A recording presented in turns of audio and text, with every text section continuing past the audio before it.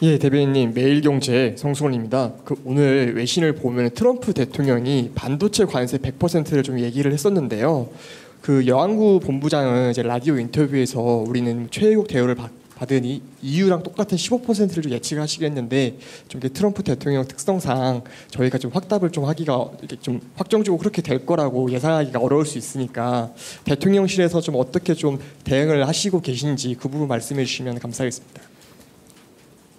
아니 왜 확답하기 어려운 건 자꾸 확답하라 하시고 여왕구 본부장께서 거의 확답을 하셨는데 또 왜 확답하기 어렵다고 말씀하시는지 모르겠는데, 여왕구 본부장 말씀하신 것처럼 최혜국에 대한 약속을 받았지 않습니까? 뭐 100%든 200%든 간에 어떤 나라가 최혜국 대우를 받는다면 우리는 반도체 분야에 있어서 그리고 의약품 분야에서 최혜국 대우를 약속받았다라는 여왕구 본부장의 말을 그대로 받아들여도 되지 않을까 싶습니다. 네. 네, 최민식 기자님. 네.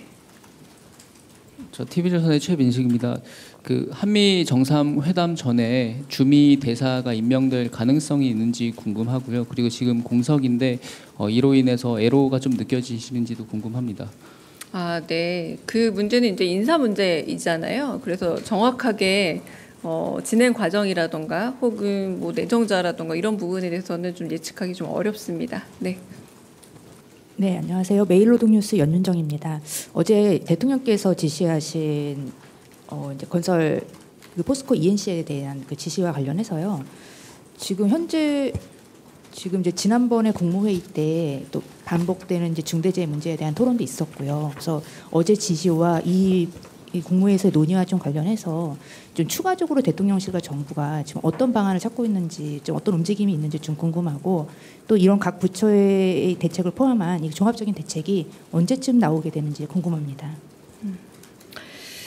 그 대통령께서 어제 휴가 중임에도 불구하고 계속적인 인명 사고가 일어난 동일한 기업에 대해서 좀 강한 질책과 좀 경고 메시지를 내셨죠. 이제 매뉴얼이 있는지 매뉴얼이 준수가 되었는지 여부를 철저히 확인하고 이에 대해서 면밀히 조사하되, 한편으로는 또 관계부처에 이러한 기업에 있어서 이제 제재할 수 있는 방안을 한번 좀 모색해 보라라고 해서 저희가 오늘 아침 회의에서도 좀 여러 방안들을 좀 고민해 봤습니다.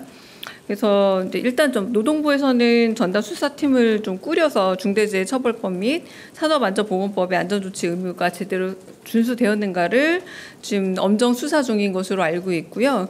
저희도 이제 이 부분에 있어서 이제 2가지 정도를 어제 말씀하시지 않았습니까?